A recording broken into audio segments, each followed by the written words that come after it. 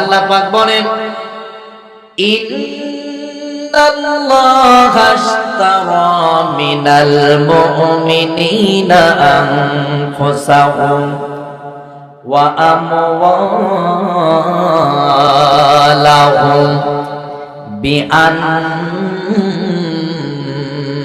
লাহুমুল জান্নাহ।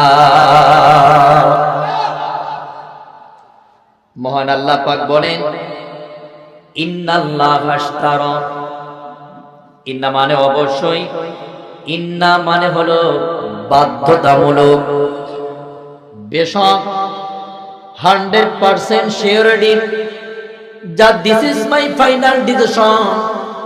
রব্বুল আলামিন বলেন, আমি ফাইনাল ডিসিশন নিয়েছি, আমি আমার মুমিন বান্দা আর বান্দীদের জানার মালটাকে কিনে নিয়েছি বিআন্না লাহুমুল জান্নাহ, জান্নাতের বিনিময়ে। মুমিনদের জানমাল কে কিনে নিল? সবাইকে বলতে হবে কে? তো আপনারা মুমিন না বেঈমান? কারা কারা মুমিন দেখে লিল্লাহে তাকবীর। অর্ধেক নয়, পুরোটা তুলতে হবে। আপনারা মুমিন না বেঈমান? আল্লাহ পাক মুমিন হিসাবে কবুল করুন। এবার বেঈমান কারা আছে একটু হাত তুলেন। একটাও নাই। মুমিনের দাবিদার হবে যারা, নিজেকে মুমিন হিসাবে দাবি পেশ করবে যারা, এই জান আর এই মালটাকে বিক্রি করে দিবে তারা। মুমিনরা জানমাল যদি বিক্রি করে দেন তাহলে কিনবেন কে?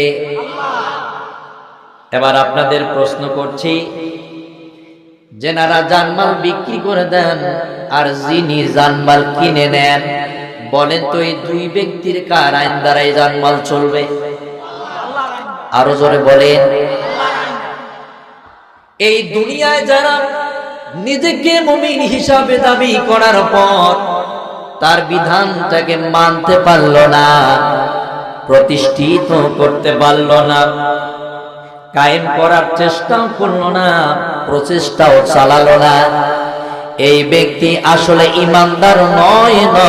এটাই হচ্ছে পাক্কা বেঈমান। সম্মানিত ভাইয়েরা, আপনি মাছ কিনতে গিয়ে দেখলেন, একটু জাস্টুবাই করে দেখলেন, আঙ্গুল দিয়ে চাপ দিলেন, ঠেসে দেখলেন, নেড়ে দেখলেন, আপনার মাছগুলো পচা মাছ। আপনি কি এই পচা পুঁটি মাছ 500 টাকা দিয়ে আপনি কিনবেন? কেন কিনবেন না? পচা মাছ এগুলো। ধরেন আপনি কিনতে চাইলেন না, দোকানদার খুশি হয়ে আনন্দ চিত্রে আপনাকে হাদিয়া দেওয়ার জন্য 1 কেজি খানেক পচা পুঁটি মাছ আপনাকে হাদিয়া দিয়ে দিল, আপনি নেবেন কিনা? যদি আপনি নাও নিতে চান, জোর করে যদি আপনার হাতে পায়ে ধরে বলে বাবা হাদিয়া দিলেন নিয়ে যান, আর আপনি যদি মোহাব্বতের ঠেলায়, ভালোবাসার ঠেলায় যদি আপনি পচা পুঁটি মাছ 1 কেজি বাসায়ও নিয়ে যান, আপনার বিবি কিন্তু রান্নাঘরের ভিতর রান্না না করে বরং রান্নাঘরের উপর দিয়া পাকিস্তানে পাঠাবে। এটা যেমন পানির মতো বুঝলেন, এটা যেমন সহজে বুঝলেন, 1 কেজি পচা পুঁটি মাছ আপনার স্ত্রী যদি রান্না না করে বরং রান্নাঘরের উপর দিয়া পাকিস্তানে পাঠাবে, যেমন যাদের নামের শুরুতে মোহাম্মদ, মাঝখানে বল্টু, শেষে রয়েছে ইসলাম, মানে আমি মোহাম্মদ, বল্টু ইসলাম। মোহাম্মদ দেখলে মনে হয় মোহাম্মদের অনুসারী, ইসলাম দেখলে মনে হয় সে ইসলামের লোক।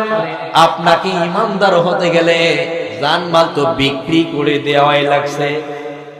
কিসের বিনিময়? কি দিবেন আপনাকে? পুরস্কারটার নাম কি?